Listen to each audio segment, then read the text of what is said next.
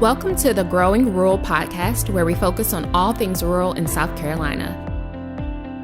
We will discuss topics on healthcare, economy, education, and the unique culture that is our rural state. This podcast is supported by the South Carolina Center for Rural and Primary Health Care. Please join us for today's topic.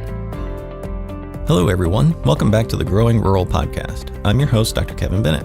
Our guest today is Kathy Schwarting. She's the CEO of Palmetto Care Connections. Kathy, welcome. Thank you. I appreciate you having me. Yeah, sure thing. So tell us a little bit about yourself and where you're from and how you ended up doing what you're doing today. So I grew up in a very small town in Dillon County called Lakeview, less than 1,000 people. Went to college, went to grad school, and have lived in Bamberg, South Carolina for probably 25 years. So rural life is kind of what I know and what I love. And my background is in rural health care. And when our hospital in Bamberg, South Carolina closed, which I worked there for about 16 years, doing a lot of physician recruiting, physician staff development. When the hospital closed, and then shortly after that, our neighboring county of Barnwell, their hospital closed, telehealth was sort of just coming about, and it was popular, and I was learning a little bit more about it.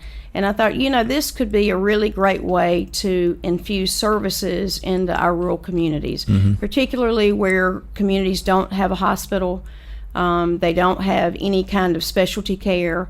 Sometimes small communities don't even have primary care providers. So to me, telehealth was a really good, effective way to bring services to the patients. And when your hospital closes, a lot of folks don't understand this, but it's very challenging for an elderly person in a rural community to drive an hour and a half to go to the doctor. So bringing services to them was important to me. And Palmetto Care Connections is all about connecting people. So we started it actually 10 years ago. Okay. So this has been a 10-year battle of trying to make those connections, right? It has, and I will tell you that when folks used to ask me, what do you do? And I tell them I run a telehealth network. So we are a nonprofit telehealth network, and we focus on all of the rural and underserved areas in South Carolina. But when folks would say, what do you do? What is your job? And I'd talk about telehealth. For probably the first 8 years, nobody really knew what that was. Right. And I would say, if you talk into, it looks like a television screen, and people were like, oh, yeah. Well, since COVID hit, I don't have to worry about that anymore, because everybody knows what telehealth is. It's, on the news, it's in the paper. And so now folks understand what telehealth is, and that's very satisfying and rewarding to me. Right. That people are understanding that there are other ways to do things and other ways to get adequate care. And to me, that's a huge success. And it's been interesting, I guess, with the rise of smartphones and FaceTime and Zoom, even before COVID, that people were getting comfortable with this kind of technology. Using your phone to talk to people, relatives, that kind of thing was coming pretty common. Even grandparents are using it. That's right. But before COVID, there were still a lot of restrictions around telehealth, how it could be used, how it could be started, how it could be reimbursed, right?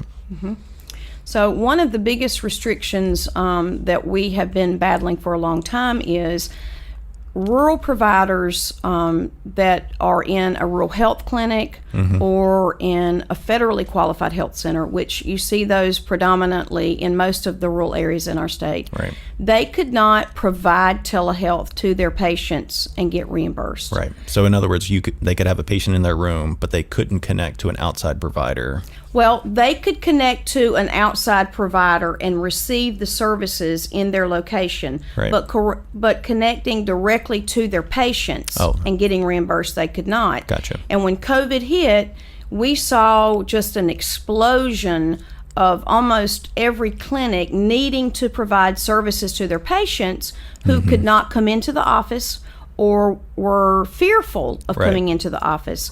So what what came about with the public health emergency with COVID is now those rural providers can actually provide services directly to their patients and get reimbursed. Right. So there's a lot that we need to do to make sure that that stays in place. And before, we spent a lot of time educating rural providers about the benefits of telehealth.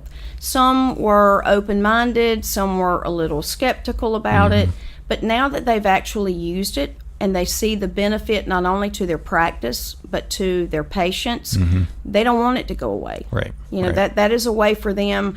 I had a rural provider in Bamberg that came to me a couple years ago, and she said, you know, Kathy, a lot of my patients, I see them from, you know, birth to adult age. And when they go off to college, I find that they are using telehealth to connect to other larger providers or health systems. I want to be able to continue to provide services to my patients that maybe, you know, move a couple hours away, and explain to me how I can do that with telehealth. Right. So it's not only a way for them to continue to provide, but it's a way for them to thrive. Right. You know, rural providers have to become almost competitive nowadays with larger providers if they want to keep their patients. Right. And stay open. Yes, one of our focuses has always been to keep services local when you can and when it's appropriate. Right. And telehealth also allows them to do that. And for primary care, that's absolutely key. Having it local, close by, within a 15-minute drive, for example, is absolutely vital for continuity care and good quality of care. It is. And we do a lot of work with our larger health systems, and they do a phenomenal job. MUSC, Prisma, McLeod, they were all providing telehealth services during COVID. But there's also a downside to that. If they come into a rural community and begin to provide services to those patients, are they going to leave their primary care provider and move all of their services to that health system? And I don't even think health systems typically want that to occur, but it's just a transition, and it's the way things are. And so we've spent a lot of time trying to help those providers remain viable, and part of that is making sure that they can hang on to their patients and grow their practices.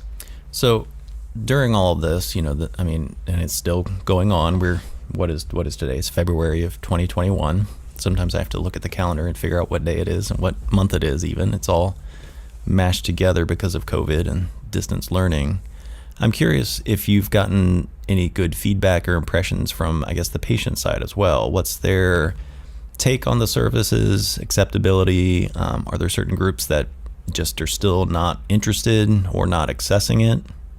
So that's a very interesting question, because probably about mid-April, after COVID, we had realized that COVID was actually here and people understood what was occurring.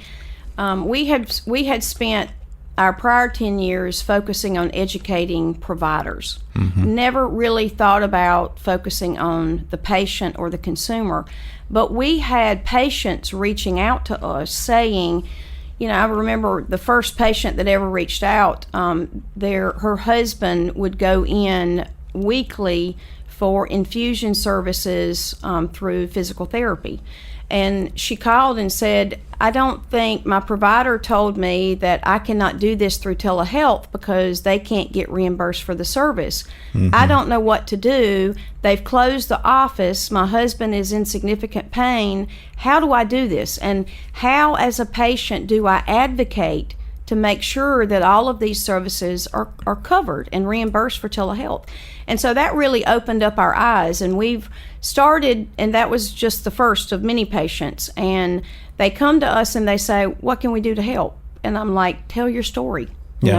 Call your legislator, call your healthcare provider, tell them that you're not comfortable coming into the office. Let them know that you've got to have these services.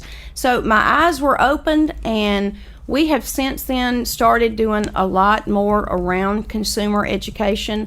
We're actually putting a consumer education page on our website so that we can, explaining reimbursement to a provider or a billing department is one thing. Right. But explaining it to a patient is completely different. Right. So we're trying to put that information out there so that they understand what is being reimbursed, right?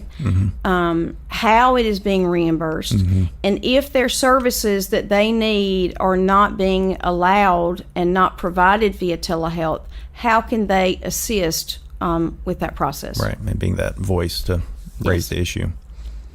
We actually are trying to push for equitable payment this year in the legislature.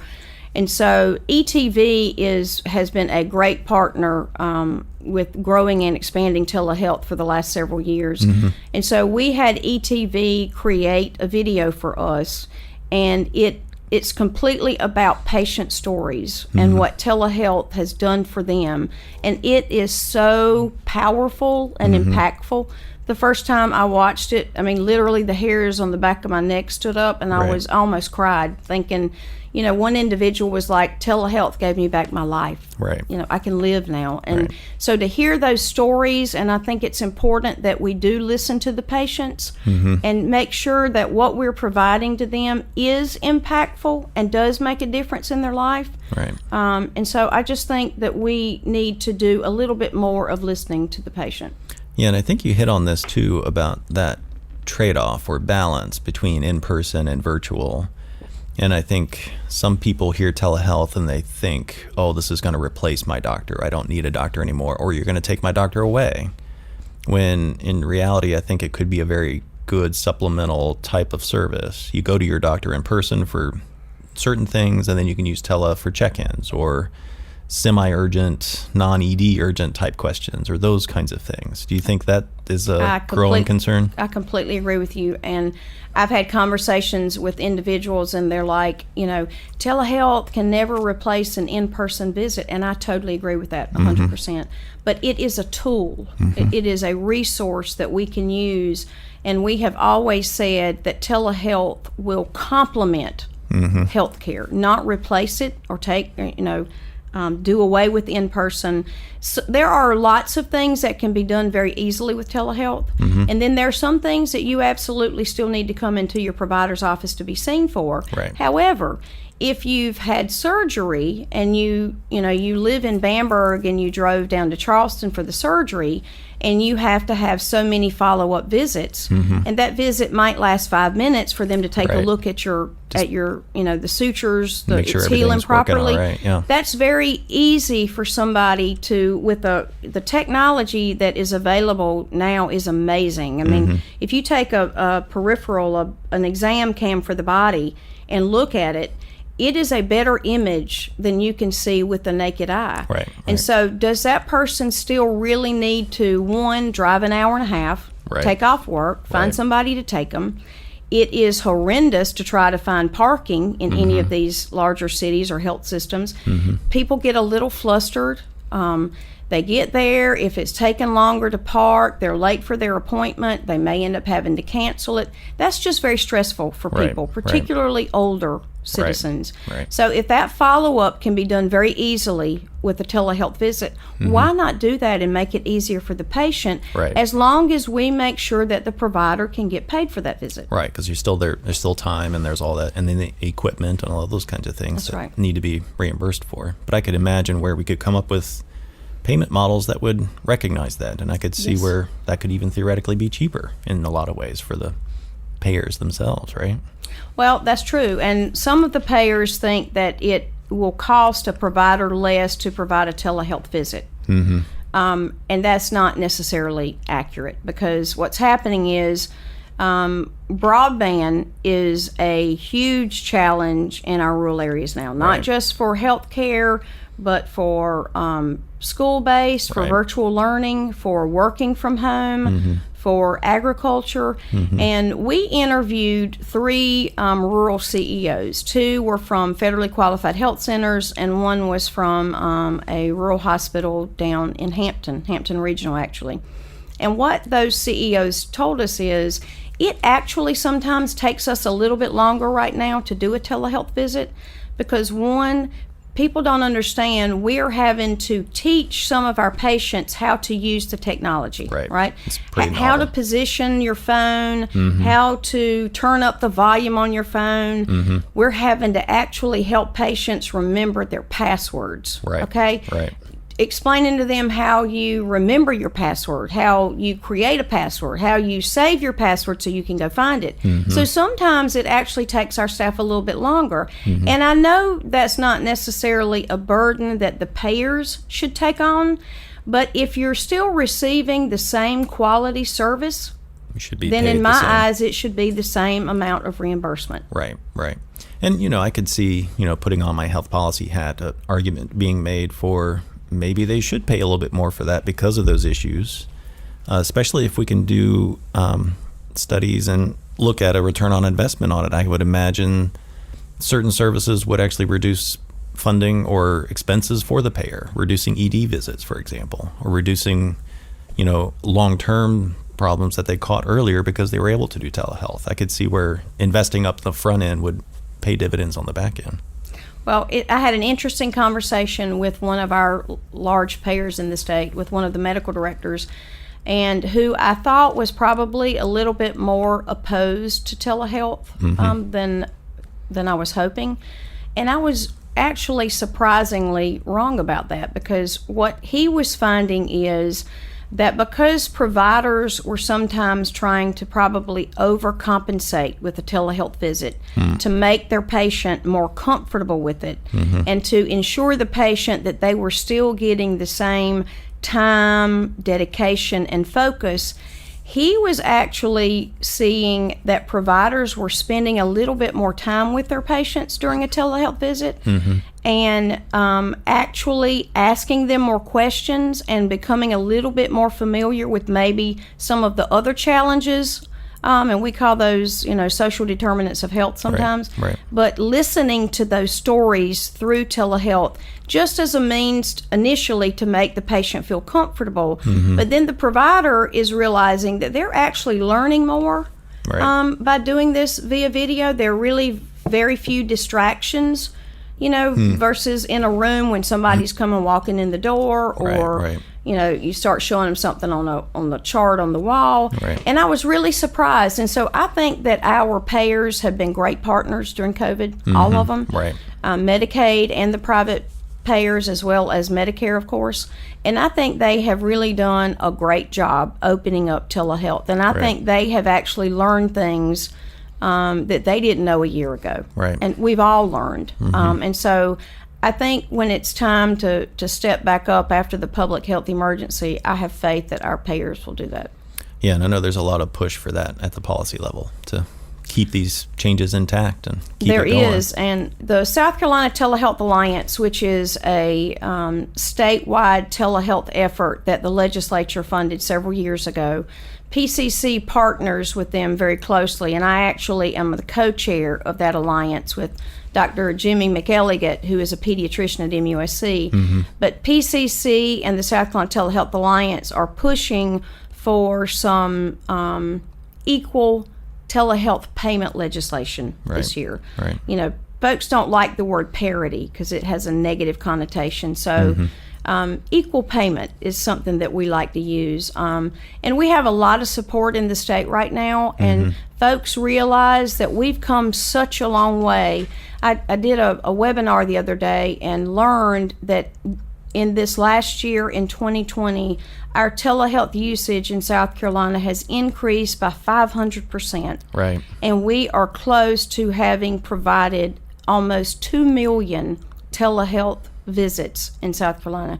That's tremendous. Yeah, that's huge. Yeah. To grow that much in a year is amazing. And honestly, if you think about it, what are we going to do? We're going to take patients back to where they were before COVID and take providers back. We can't do that. I mean, you can't go back that far in time and as much progress as you've made and imagine what we're going to do to the patients. First of all, we try to get them to use it then they use it, they like it, they understand it, they're not fearful of it. Right. And we're going to say, oh, by the way, your provider can't get paid anymore, so come in. Yeah. Now you got to come back in again. Right. I mean, as a state, we need to look at that, and we need to make sure that our policy is beneficial for our patients. And I think I've always believed if you put the patient first, then what you're doing is the right thing to do. Right. And we just have to align our payment policies to That's align exactly with right. that. And, I've seen that 500% number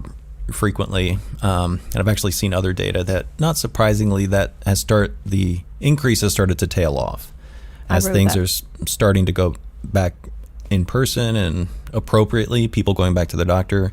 But there's still a much higher level of use. And I think that's going to be the new baseline. One thing we've heard is a lot of that use now is focused more on mental and behavioral health. I don't know if you've seen that trend in what you've read. I have, and I listened to a presentation yesterday, but mental health has, in South Carolina, when we implemented the Telemedicine Act, we really made it for physicians and mid-level providers such as nurse practitioners and physician assistants to get reimbursed for telehealth visits. But we at the time did not open it up to other providers. And I think that's another thing that COVID has brought about, and our Congress did a great job of allowing Medicare to loosen their regulations, but not only for providers to get paid for telehealth visits, but other types of providers to get paid. And that's another piece of this legislation that we're pushing for. If we could allow, until you really allow counselors and psychologists to get paid for doing a telemental visit, we're not really going to have an impact using telehealth. Right. And when COVID hit, I cannot tell you how many accounts we set up for the alcohol and substance abuse providers. Right. And they just grew tremendously with the telehealth that they were doing. And they also now can connect patients to peer support counselors, right? I mean, to be able to talk to somebody who's been in your shoes is amazing. But until we allow that provider to get paid for that telehealth visit, they're not going to be able to afford to do it. Right, so it's not sustainable. I think mental health has now proven itself. There are studies out there that have shown how telehealth can impact mental health patients. And so I think it is incumbent upon us that we, again, do not go back to where we were, and that mental health and behavioral health is just the perfect opportunity to use telehealth for. Right. That's an excellent point. And I know in our state, and I think every state in the union probably, there is a mental health workforce shortage area. There's lack of resources, lack of facilities, lack of providers. And this is a perfect way to expand that into especially our rural areas, so they don't have to drive an hour to find a psychologist or a clinical social worker or whatever they need to meet their needs, right? That's very true. And I think I love to tell this story because prior to COVID, I had a friend that needed some mental health counseling. And I was encouraging her to go into our local rural health clinic at Bamberg Family Practice because MUSC provides mental health services in her clinic. So I was encouraging this patient to use that service. And she said, I'm not very comfortable with that. If I'm talking to the person on the screen, they can probably hear me outside the door. And I said, stop a second and listen to what you just said. If they can actually hear you talking to your provider through the screen and the technology, don't you think they can hear you talking to your provider one-on-one? I mean, you have the same risk. And if your provider has, it's confidential in that room, it's also going to be confidential with a video consult. Right. And she was like, I never thought about it that way. Right. And so she actually did the visit and was pleasantly surprised. And that's just a great way that you do not need to drive. You're not going to find a psychiatrist or a psychologist in Allendale Right. or in McCormick Right. or in Lakeview or Bamberg. And Right. you're always going to have to drive. And what happens is those patients just don't get the care. Right. And that's really sad because so many people live with, there's severe conditions, but there's also depression. Mm-hmm. And especially during COVID, a lot of our students, a lot of our people, I'm an outgoing person. And I'm so ready to fly, and I hated flying before COVID. But just to get out there. I'm right. ready to get out and, Right. and talk to people because that's what I love to do. But being isolated, going through depression, not being able to get an hour and a half to a mental health provider. Telehealth is a perfect opportunity Right. for mental health. But again, we've got to make it so those providers can get reimbursed. Right. The technology is not an issue anymore. Technology prices have come down. Right. You can we actually put out PC-based carts with the peripherals. They're very inexpensive. You just They're wheel it very around, cheap, a lot cheaper to maintain. Right. So that's not the issue. Right. The payment, making the services available, and educating now the consumers along with the patients, I think is paramount. Right. And I think even further than that is enabling patients to do these services from the comfort of their own home. Absolutely. Getting that payment process in place, and then you don't even have to leave your house, and you don't have to worry about privacy or people seeing you as a concern, especially when you're seeking mental health. There's still a stigma around seeking those services. There's no question about it anymore if you're still in your house in your pajamas. That's very true, and that's another piece of our equitable telehealth legislation that we're trying to push is, not to get too technical, but the term originating site has been linked to telehealth reimbursement. And what that means is that prior to COVID, a patient had to be located in what was considered an eligible originating site location, Right. which meant you could be at a doctor's office, you could be at a hospital, but you could not be at home. Right. And so this legislation, and I think you bring up a great point, it is paramount that we eliminate that originating site requirement. That's the only way that providers are going to be able to get paid to treat their patients or provide the service with the patient being in the home. Right. And that is a whole nother reason why Palmetto Care Connections got into broadband advocacy work is in order to do visits at home, you got to have connectivity. Right. I mean, whether it's on your phone and you need good cell coverage or whether you're using a laptop and you have to have, good internet speed in Right. your house. Right. I mean, that's a whole nother topic, but it's an interesting topic. I didn't mean to go into broadband. Sorry.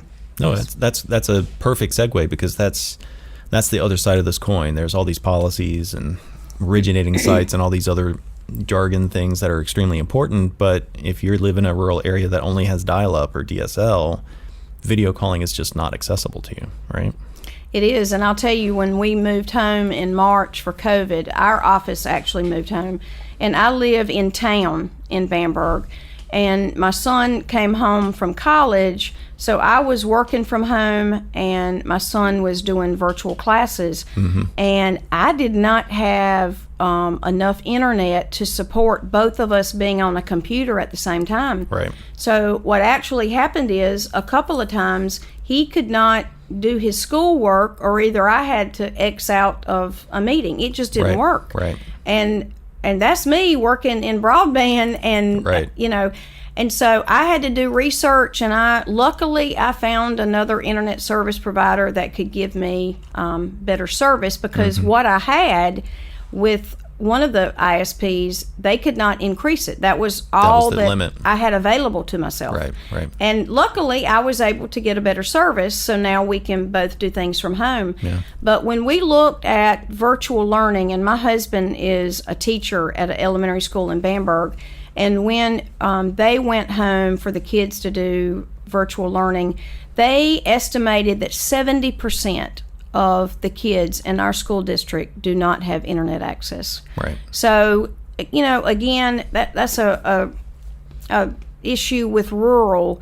Why should those kids suffer? Right. I mean, the lack of broadband significantly increases the gap between what I call the haves and the have-nots. I mean, just because your family lives in Allendale or, you live in Barnwell, that should not mean that you do not have the same educational opportunities that a person in Greenville has. Right. And unfortunately, that is what we have. Right. I mean, poor connectivity, those kids, our school district was actually making copies and putting packets together, delivering them to the students for a 2-week period of time, collecting them again and having to give out another packet because the kids, so many of them didn't have internet. Right. And, that shouldn't be acceptable to us. I can't go to sleep at night and sleep well thinking of all the people who can't go online to apply for a job. Right. And you can't go do that in person anymore. Right. So if you can't go online to apply,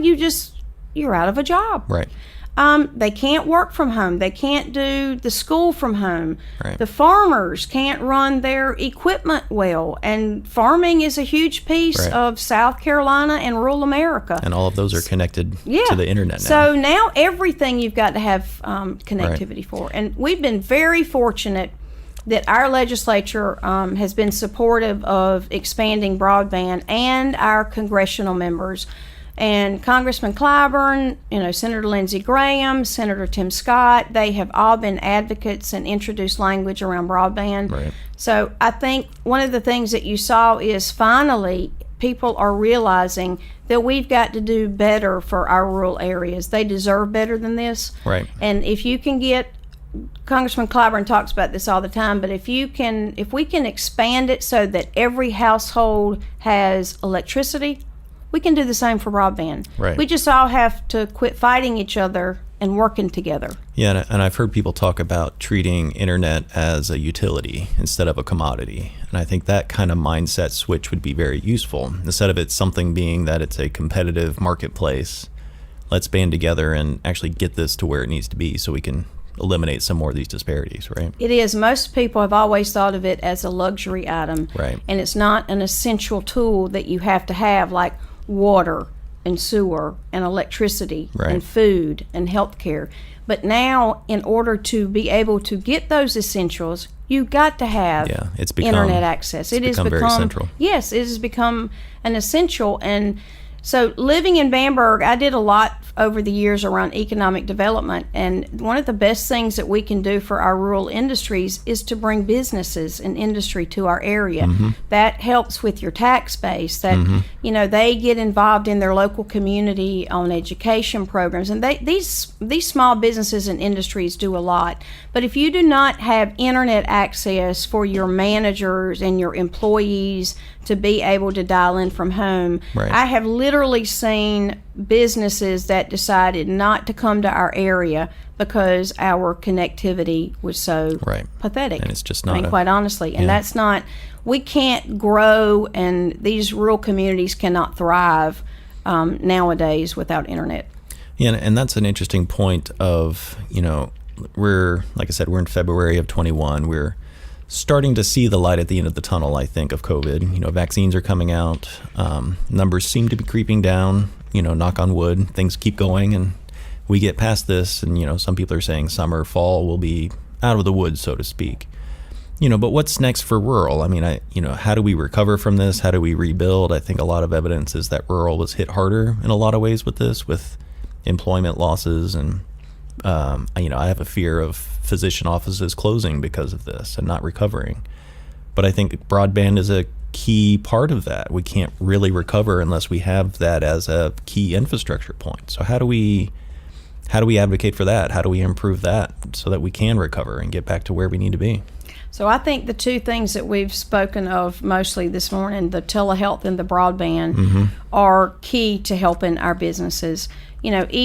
Each rural community has its own plan for economic development and probably works with an economic development consortium or collaborative. And if our local folks speak up, and word of mouth is powerful in a rural community.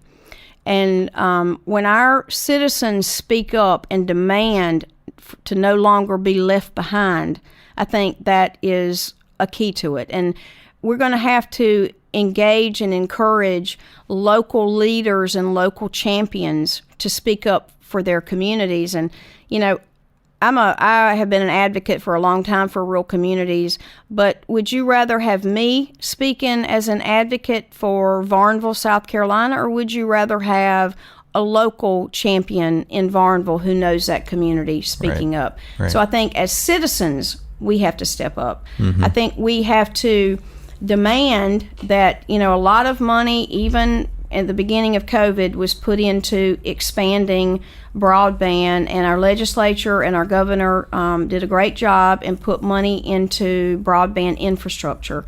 And they gave out grants to internet service providers to expand the internet. Okay, that's great.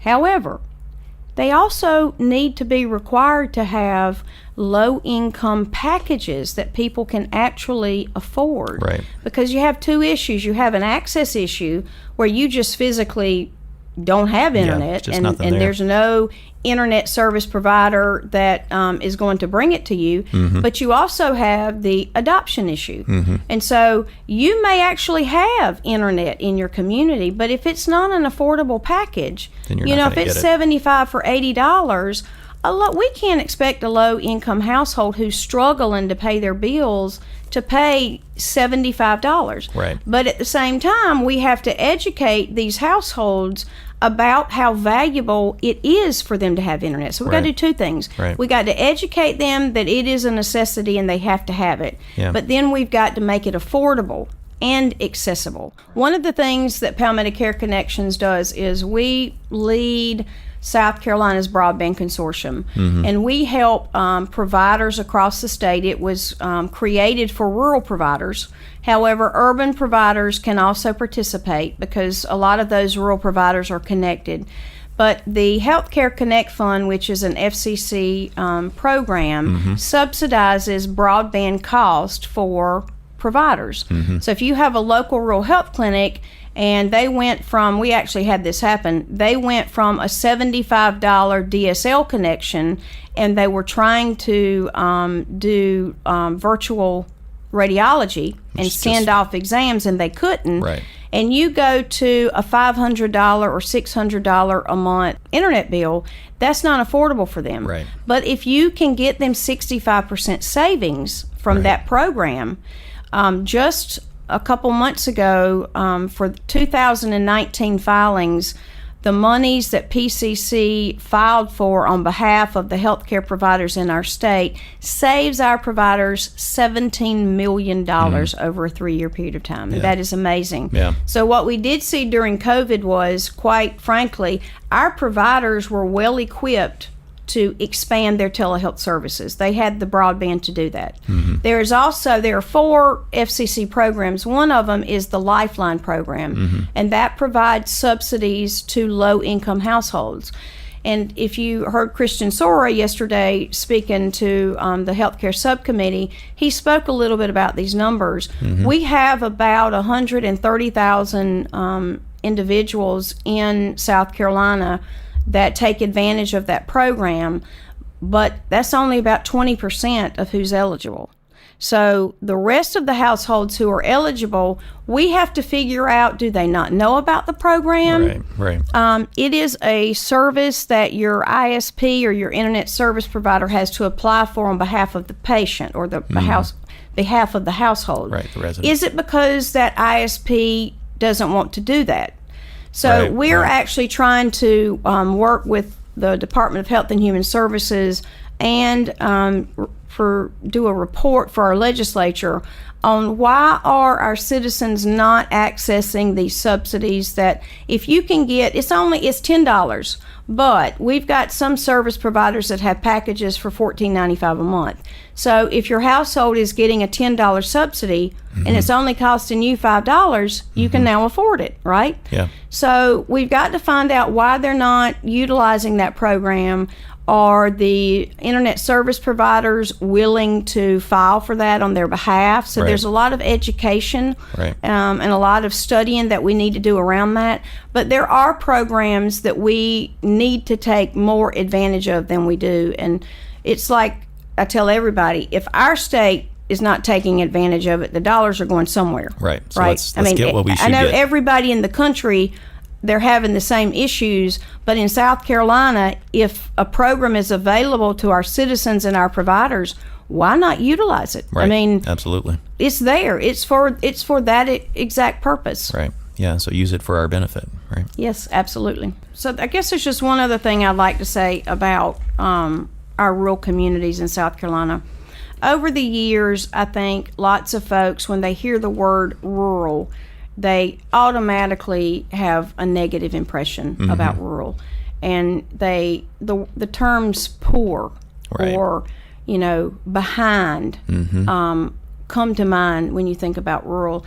And folks really don't understand that the majority of our state is rural, and there has to be a reason why individuals choose to live in a rural community. And when my husband and I got married, I was from Lakeview, he was from Bamberg, and it was just an unspoken policy between the two of us that we knew we wanted our kids to grow up the way that we grew up. And I know that times are changing and things are not like they were 25 years ago. Sure. But rural areas are really great places to raise a family. Right. I mean, there are a lot of positives to rural. Right. You know your neighbor. Right. You see your physician in the grocery store, right? You know your postmaster.